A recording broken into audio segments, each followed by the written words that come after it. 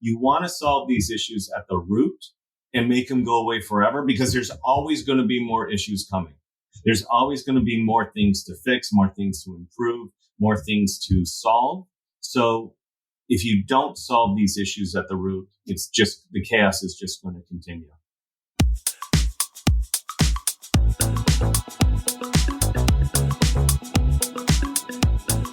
Hey, it's the Profit Answer Man, Rocky Lalvani. If you're new to the podcast, check out my interview with Mike Michalowicz. It's episode number 2. If you want to hear about each chapter in the Profit First book, go back and listen to episodes 3 through 13. Episode 1 is the why and how. On the Profit Answer Man, we learn money mastery without all the complicated accounting mumbo-jumbo, using a simple system. Your accountant is busy documenting your transactions and creating a rearview mirror of what happened. My guess is you don't even look at the reports they sent you. If you're like most business owners, you struggle with this, and it's not your fault. We aren't taught money in school, and accountants aren't taught how to be profitable. The Profit First system created by Mike Michalowicz works, and he certified me to help you implement the system in your business. Remember, the new equation is sales minus profit equals expenses. Let's face it, without cash flow, you can't pay your employees, buy needed materials, or pay your mortgage and support your family. I help you to do that and more, so you can focus on the parts of the business you love and receive the rewards for your labor and investment into your business. The stronger you are as a business owner, the more jobs you create, the better we are as a country. Small business owners are the backbone of America, and for that, you deserve to be well rewarded. Just remember, more revenue does not equal more profit. That's why we focus on the bottom line. Most business owners hustle for revenue, but lose track of profit and cash flow. You don't need to grind harder to grow. You need proven systems that make your business more profitable, your cash flow more predictable, and your life a whole lot easier. That's what I do. I help you to turn confusion into clarity and growth into real wealth that provide you the time and money freedom you deserve. I know you're hustling and it's chaos. The truth is, you don't need to work harder. You need a system that helps you scale smarter. That's where EOS, the Entrepreneurial Operating System, comes in. It's the roadmap that helps you get the right people in the right seats, aligns your vision with measurable traction, and builds a healthy, accountable team that actually drives profit and cash flow if done correctly. My guest today is Rick Benton. He knows that power firsthand. His entrepreneurial journey started in high school when he and his friend launched an event company built on delivering high-energy, unforgettable experiences. Of course, that grew and continued to grow. And today he is an EOS implementer. He helps leadership teams break through their ceilings, simplify chaos, and build businesses that are both profitable and fun to run. Today, we're going to show you how you can do that and add another zero to your bottom line. Let's meet Rick. Welcome to the Profit Answer Man, Rick Benton. It's great to have you join us today. Oh, it's great to be here. And I'm excited for the conversation. Can you share a little bit about yourself and your business? Sure. I am an EOS implementer, been doing this for a number of years. And I came to it, my entrepreneurial journey started in high school, actually. A friend and I started a DJ company. Senior in high school. Was great job. We were committed to this vision of bringing concert-like experiences to whatever we could book. Homecomings, proms, birthday parties, bar mitzvahs, whatever it might be. We fast forward a couple decades and the business is multi-state. We are full service event planning and production for corporate events, galas. And on the weekends, we are still doing social events. We have in-house lighting, AV, planning, you can imagine the levers I'm pulling just between logistics, equipment, managing our leadership, our labor and entertainers. And on top of trying to pay the rent and make payroll. It is driving me crazy, and I love it. In 2018, somebody decided that they loved it more than I did, so I took the exit. And since then, I had a string of mild successes and some utter train wrecks. And I found myself working for a company that was implementing EOS. I was like, where was this when I had my business? Well, the truth is it's sitting on the shelf right over here for the last 10 years. I immediately flipped through traction, and I knew immediately that I had to help other entrepreneurs avoid the same heartache, stress, and broken glass that I see now I brought to my business. Sorry, everybody, that worked for me, but here we are. And for the first time since selling my business, I absolutely love it. I love helping entrepreneurs get that clarity in the chaos. Why is it that these books sit on the shelves and nobody implements them? 2018, I sold my business, and the next day I downloaded Audible. I went for a long walk. I listened to Mark Manson, Subtle Art, and I immediately realized that I need to read all the books that I should have read while I owned my business. And that's been probably 20, 30, 40 books a year since then. And why don't we do it? Because we are so bogged down in putting out fires, in the chaos of entrepreneurship, of trying to scale and trying to level up or just trying to stay afloat, whatever it might be. And you're trying all these different things, and you just don't realize that if somebody has been through it before and they got through it, chances are they probably wrote it down somewhere, and they want to share that path with you. But you're just too bogged down in your own whirlwind.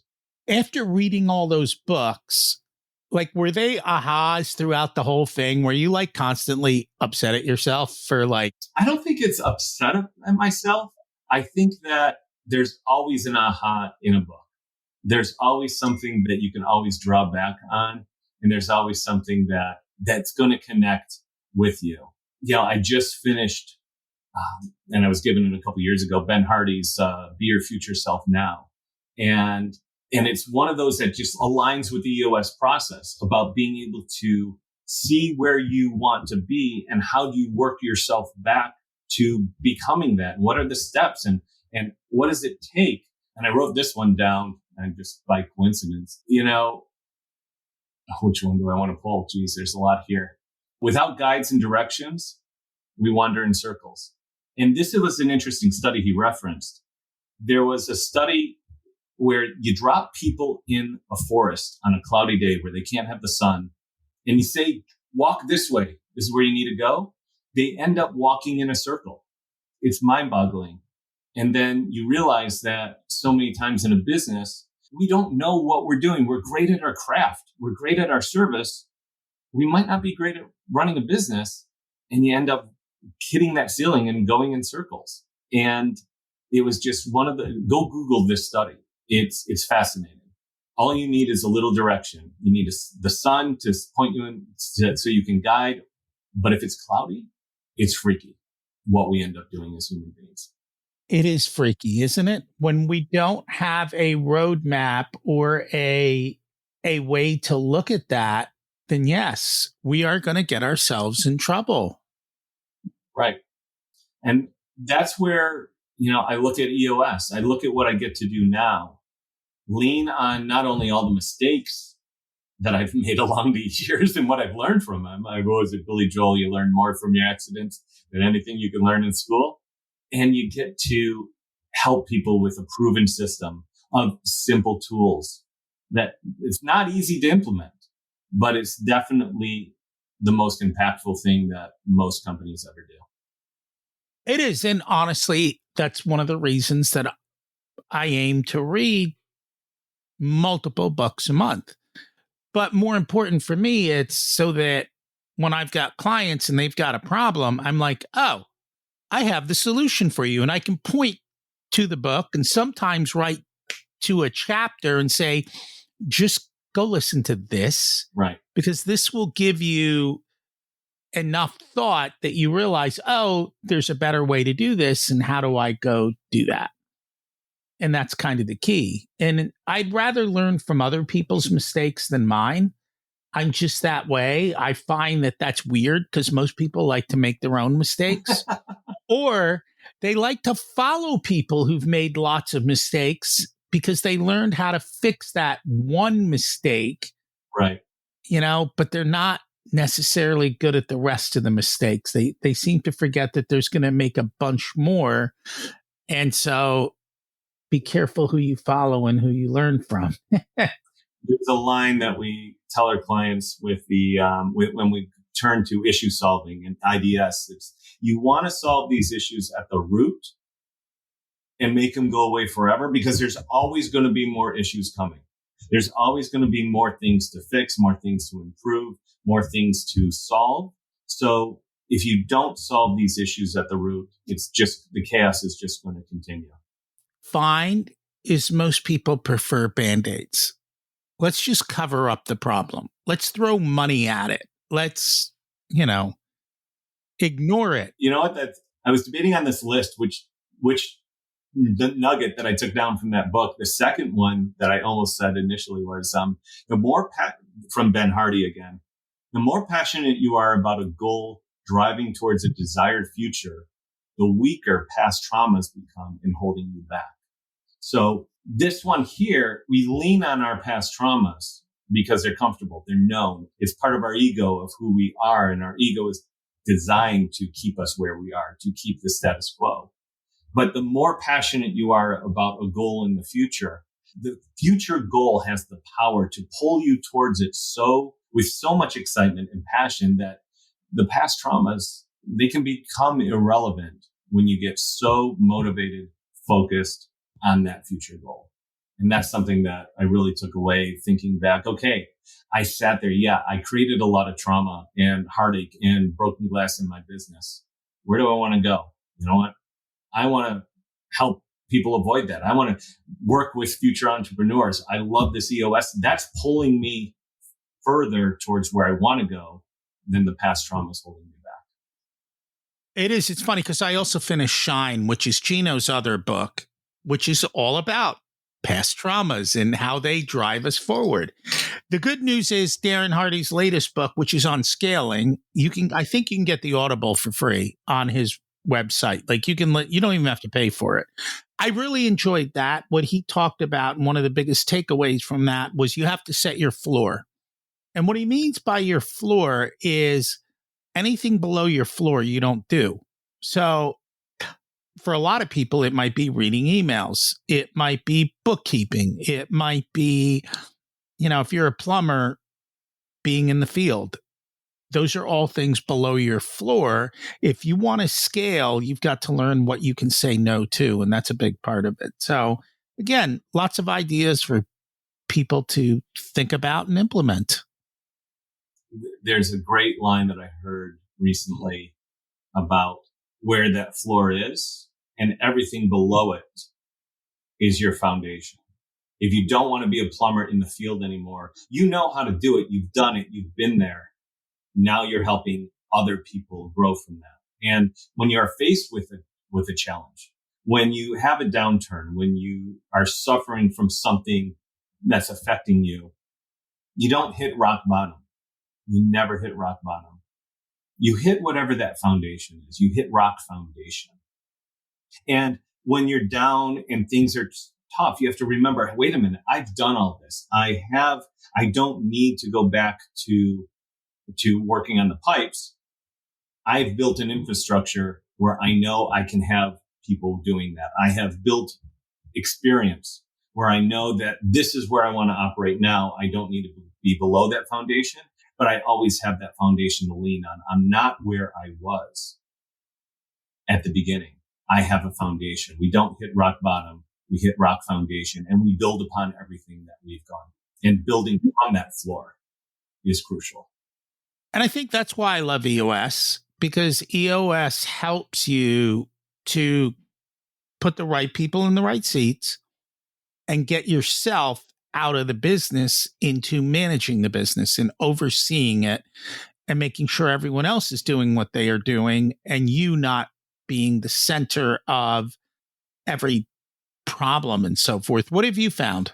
I think that the biggest challenge I had for a long time was exactly that, letting go and trusting other people to do things that I felt I needed to do myself. And I could have been a much better business owner and boss and leader had I had the skills of not only EOS, but Colby and everything that I've read since, and all these things that you come back and you connect those dots and you realize that you don't have to do it all yourself. You hire great people because, shock to your ego, they're better than you, and let them be better than you.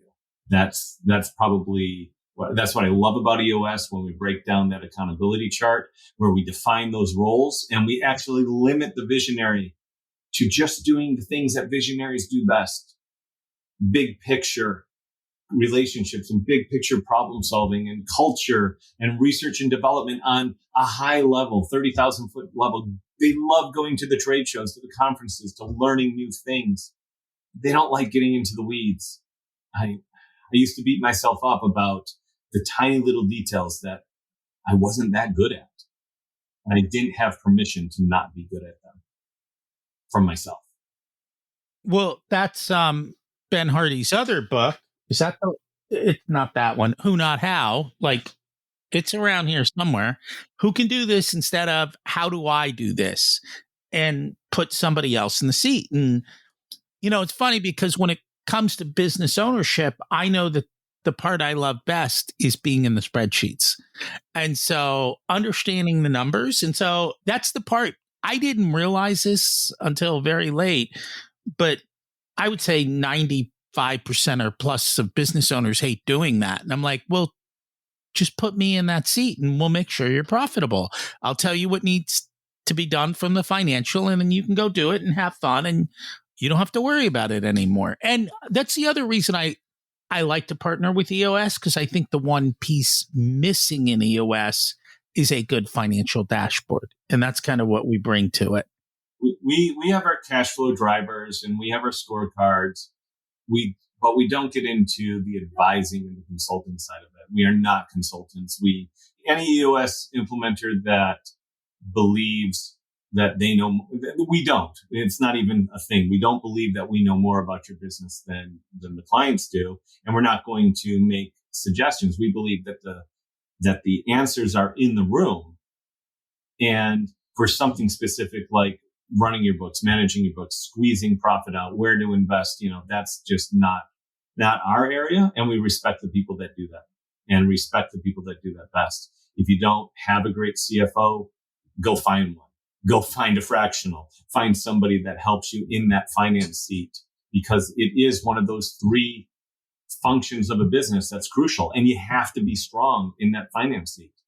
And so many entrepreneurs, I can't tell you how many 90s I've gone to where we asked, so what's your revenue going to be? What do you predict your revenue to be for 2025 or 2026? I don't know. I don't know what we're going to do. And they have to go call somebody. Hey, what are we going to do this year? It's like they're not even aware of where the money comes from, how it's operating. They're just knee deep in their own myopic view. And that's why we like to partner, because we teach them that. We give them the tools so that when they go to that place, they can get the answers that they need, and they can show them what's going on, and they can answer those questions. But more so than just, and this is where I find a lot of people struggle to be like, I'm going to do 10 million next year. Okay, where'd you get that number? I picked it out of the air. What we prefer to do is, okay, you want 10 million next year. Is your business consistent every month, or are you seasonal? All right. So, and I'm going to make up numbers, but okay, it's about $1 million a month, a little less than $1 million a month. All right. In order to do $1 million a month, how much is your average sale? Well, it's X amount of dollars. Well, okay. That means you need to sell this many of them this month. If you got to sell this many, how many are coming from existing customers? How many are coming from new customers? What's lead flow? What's conversion? And we can work all the way backwards to say, these are the activities that if you do them should lead to you hitting $10 million. It's not a pipe dream. It's reality, and here's the math to show how to do it. Math don't lie. People, that's the one thing I think my clients do is a lot of times they'll say, I want to do something. I go, let's put it in the spreadsheet and let's math it out. And then they look at the math and they go, either thumbs up, that's phenomenal, let's go do it, or I'm not going to make any money. I'm like, uh-huh. And then they're like, well, I guess we won't do that. I'm like, uh-huh. That's why you need a good integrator, a good finance, and good operations and good sales to make sure that everything is in alignment to achieve the vision and the goals. I mean, it's great to do 10 million, but if it costs you 12 million to do it, you can't sell more and make it up. You can't take a loss on every sale and make it up on volume. No. And people don't always realize that. So when people want to implement EOS, what are some of the struggles they run up against? I think the biggest thing I see is letting go of the vine, which is one of the first things that we talk about. It's about letting go of the need to control everything, the need to be on top of every little detail. It's trusting that if you focus on what you do best, if you work within your instinctive strengths, your Colby strengths, if you do the things that you truly want to do and let other people work within their strengths, you're going to go a lot further and faster. But letting go is so hard. Measuring details. For me, it was details. I was not in the weeds. I was, 30,000 foot view at my happy place, and connecting with people was my happy place, not the details of the operation. So visionaries in particular, that's, allowing them to do what they love doing and saying, hey, there's a fire going on. Great. I got the best firefighting team, and letting them go put it out.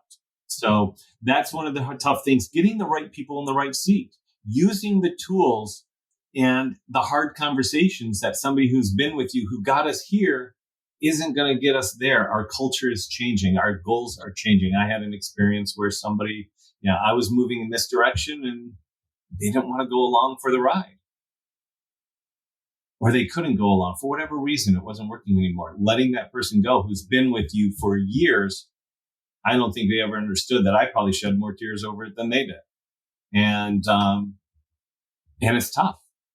It's tough when the business needs to change to achieve the new vision, and the people who got you where you are don't have a seat on the bus anymore. So, or they need to be in a different seat. Hopefully there's a different seat for them. But if the roles are changing and they're the right person in the wrong seat and you don't have a right seat for them, that's tough. It is. You've mentioned Colby a couple times. Can you explain that? Colby is an amazing assessment. It's simple. It's easy. If you get a chance to take it, the results look like this. Let me get it out of the glare. I'll hold it still. Does that come through? There's yours. Yeah.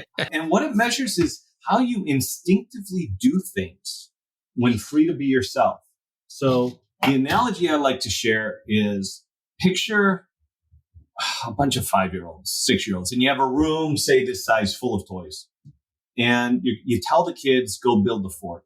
And they're kids. They're going to be motivated. First ingredient, you have to be motivated to accomplish the task. Then you have to be free to be yourself. I'm not telling them how to build a fort. Watch what they do, because these are instinctive to who you are, and they don't change over time. One kid might go out there and look at all the toys and say, okay, here's a clipboard, and I want to know how many blocks do we have? How many pillows do we have? What color is everything? How many blankets? How many action figures? They want data. They want information. They want to know what we're working with here. And they dig and dig and dig for as much information as possible. Another kid might be like, how do we build a fort? Well, okay, step 1, put the pillows up, and step 2, put the blankets over, and step 3, put the dolls in the fort and the action figures around the process. These people, they need process. They go for process first. Another action mode that people might do instinctively is just try things, experiment, take a risk. What happens if I throw this block at my sister? I don't know. It could be fun. Let's try it. Who knows? How high can we stack these blocks? What can we do? How many pillows can we, how high can we stack the pillows? Can we make a 2-story pillow fort? I don't know. Let's try things. Let's launch the rocket and see where it explodes. So that way we learn where do we need to fix things. To that we call quick start. And to quick starts, failure is not a waste of time. Failure is just a learning process. And the fourth action mode is, how do we deal with the physical world? Do we need a model, or can we envision things in our head? So these people might look at all the toys and, what's the fabric of the blankets, and what's the tensile strength of the pillow to hold up walls? And a 5-year-old's not going to think in those terms. But the idea is we're going to be very involved with the physical world and how we react with it. Now, the beauty of Kolbe is the opposite of all those are also strengths. You could be strong in your details, or we need people who are going to summarize. Hey, all this data, just give me the bullet points. You're so inclined to take a risk. Well, here, I'm going to make sure it's going to work out first. And so understanding these dynamics between people and how you interact. Did you have your Kolbe number there? I do. And I put this on my website so people know who I am. Okay. It's 4754. Yeah. 4754. So the first number is your 4, which is your fact finding. So I know that if I'm going to write you an email, I'm not going to write you 10 paragraphs and expect you to read it. No. I don't need to be so quick to say, hey, Rocky, bullet point, see you tomorrow. I can add a little more detail and you'll read it, but there's a limit to that. So knowing those numbers, knowing what people do instinctively is crucial when we assign them a task, because we know where their strengths are going to be. And when we allow people to work within their instinctive strengths, they are more energetic. They enter a state of flow much more often, and they leave without being so worn down at the end of the day. And that's the key of Kolbe and understanding. It's literally, a lot of assessments will tell you if you like something, or if you don't like something, are you competent? Do you understand the task? Kolbe's going to tell me, if you get it and you're motivated, how are you going to do it? So that's probably 3-4 minutes on Kolbe, and it's a great assessment. Highly recommend it. And with mine, what it pretty much said is that I turn chaos into structure, and I create simple, scalable financial systems. So we don't go into a million details. We get just enough detail that we can take action, and we can take it quickly and smartly. There's actually a reason behind what we do. And so on that scale, that's what I do. I have all my different personality tests up there so that if people want to work with me, they know exactly what they're getting. It's funny because in my mastermind group, if I know what their scores are for the different personality tests and they tell me a problem, I'm like, oh, you're having that problem because you're this. This is your blind spot. If you would just do that, it would all work out. And it's funny how that flows into there. And those assessments are generally pretty accurate because reality is we're self-reporting. We're the ones giving the data. So it's knowing those things. I wish I had those tools when I had my business. I could have sold my business for another zero. If I had EOS, if I knew the things I knew now about the team, their personalities, if I had the freedom to let go of the things that I was holding so tightly onto, I could have easily sold it for another zero, or just kept it and turned it into a self-managed. And that's what I want my clients to do. Keep it and turn it into a self-managing company, because I think you'll make a lot more money. I think I got a new tagline. Maybe I'll add another zero. Yeah. That works. I mean, you could do it. It's, it's just, it doesn't work. It doesn't do any good to think back and what ifs, but take the lessons and help other people achieve their dreams. I was going to show an owner what EOS was all about. And he let me know on literally on Monday that he agreed to a 51% buyout because he's just going crazy. And I'm like, you've been at this for over 10 years, 51%, you're done. Somebody can fire you. It means that you own shares, but you have a boss.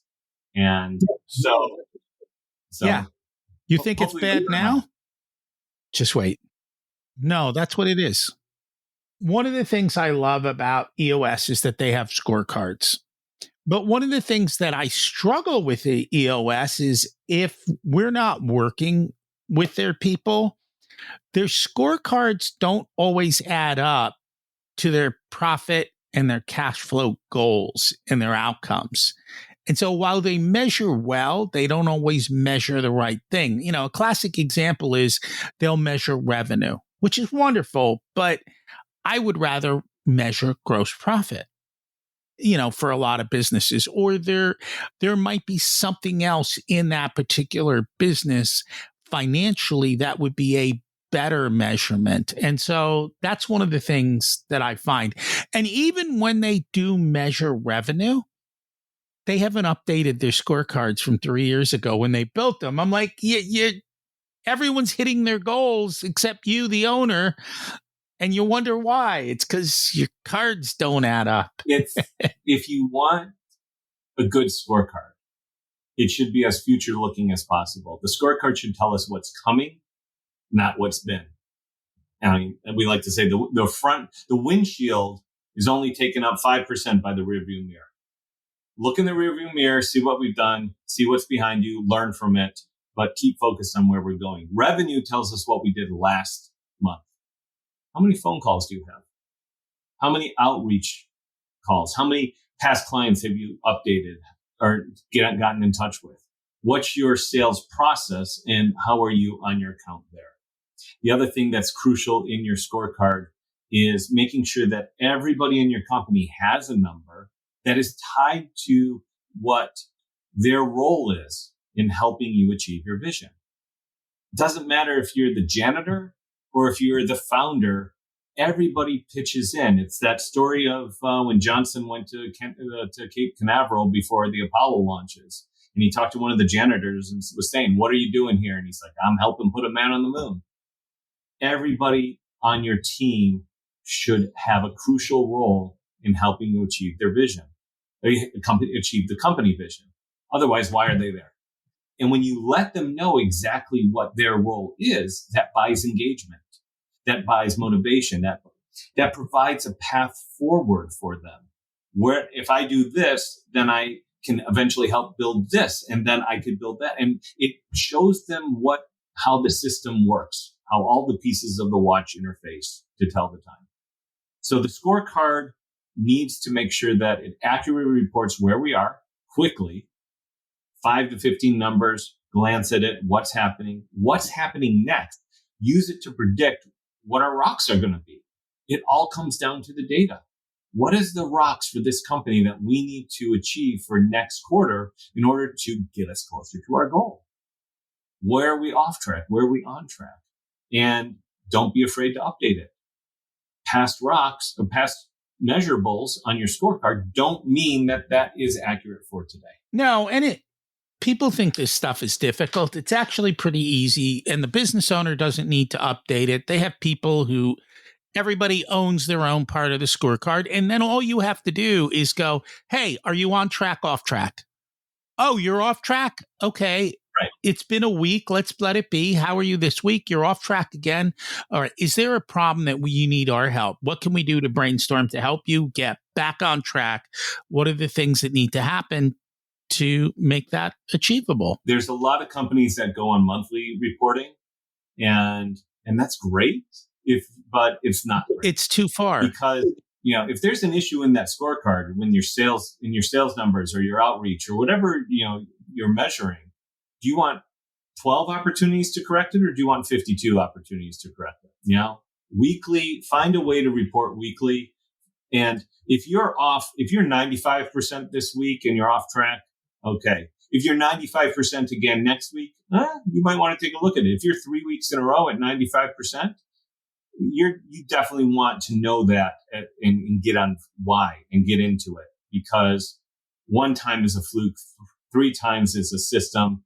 And, if you wait a month, if you wait to the 4th week, you're losing too many opportunities. Now you're 20% down for, or whatever it might be. No, that's perfectly fine. You are behind, and that's the key, is to constantly stay on top of it. Yeah. What do we need to do to make sure it's over 100%? Because our goal is our goal. And if it's not, if you're happy at 95%, change the goal. Out of curiosity, what have been some of the biggest success you've seen when people implement EOS? I think defining the visionary integrator role and truly understanding that a visionary needs an integrator. As you just mentioned, you want to be a $10 million company. I have this dream of being a $10 million company. Well, the integrator can come in with their expertise and their talent to say, this is how we're going to get there. Or the finance. And, as you just represented, who are the people that you can lean on to actually turn your visions into reality and create the steps to get there? You're defining the goals. Where are we going with this? I had one client who dad started the business 30 years ago. They grew to about 15 million in construction. And as they're getting ready to transition, the son wants to really grow the business and is excited about, hey, we got a great foundation. We have a great reputation. I want to scale this thing. And after Focus Day, the dad, who was a little bit reluctant, said, I don't know how we got this far without this. Providing that structure and roadmap and guidance is just so rewarding. And I think that all in all, the best successes are just allowing visionaries and owners to get their vision out of their head, put it down on paper, share it with everybody, and getting this team aligned and pointing in the same direction. It's so amazing to see all that human energy now aligned with the same North Star, marching to the same drum and creating something that's unified. And it's easier. People don't have to work hard and grind. I hate that. I'd rather go the easy way. This is the easy button. Go do it the easy way. Hustle culture is so destructive. I think that, I've seen so many people who prescribe to that, the 10X rule, where no one's going to out hustle me. It works if you're Kobe Bryant and you want to show up at the gym before everybody and stay practicing after everybody. As a team, it doesn't work. It doesn't work. And you're going to lead to burnout when you hustle, when you just try to work harder than everybody. Your team is going to burn out. You're going to burn out. You're going to be miserable. I heard the best line that reminds me of that. It just says, you're always going to be able to out hustle me. I'm going to out-delegate you. And, I'm going to take all these, I'm going to delegate it out. You out-hustle me. Go ahead. Hey, that's why I like make more, work less, because that's what it should all be about. If people would like to learn more about you and your services, how do they do that? rickbenton.com is easy. You can find me at my EOS site as well. LinkedIn, Rick Benton. You can find me. And that's probably the easiest. Awesome. We will make sure to put that all in the show notes. Thank you so much for joining us today. My absolute pleasure. And joy to be here. EOS gives you the structure. It provides scorecards. My systems give you those numbers to put in those scorecards. When you put the two together, everything changes. You get clarity in the chaos, confidence in your cash flow, and a team that's rowing your direction. That's the power of systems that align vision with profit and cash flow. EOS shows you how to run the business. My frameworks make sure the numbers prove it, and it's working. Together, they turn it into growing your wealth and giving you the freedom every entrepreneur wants. So if you're ready to do this and tie it together, let's talk. Because you don't need more resources, you need to be more resourceful and implement these systems. Remember to focus on the bottom line and make sure it's profit first. If you'd like for us to be a part of your profitability journey, we have different programs available ranging from do-it-yourself to one-on-one coaching. Our course, The Profit Blueprint, teaches you everything you need to know to transform your profitability. There are 3 different tiers ranging from DIY to done with you so that businesses of all sizes can get the support that's best. Join the waitlist in the show notes to get more information and be a part of the next cohort. If you want a done-for-you service, you can hire us as your chief profitability officers. We only work with a handful of clients, so they all get our full attention. We work with business owners who have or are growing to $500,000 to $10 million in revenue. You can use the scheduling link in the show notes to get on our calendar for a good fit conversation to see if we're the right people to support you and how we can help you. Remember to check out my other podcast, Richer Soul, where we talk about how to live the ultimate life and be the best business owner you can be. As we close out, let's repeat the mantra. Revenue is vanity, profit is sanity, and cash is king. Have an abundant and profitable week.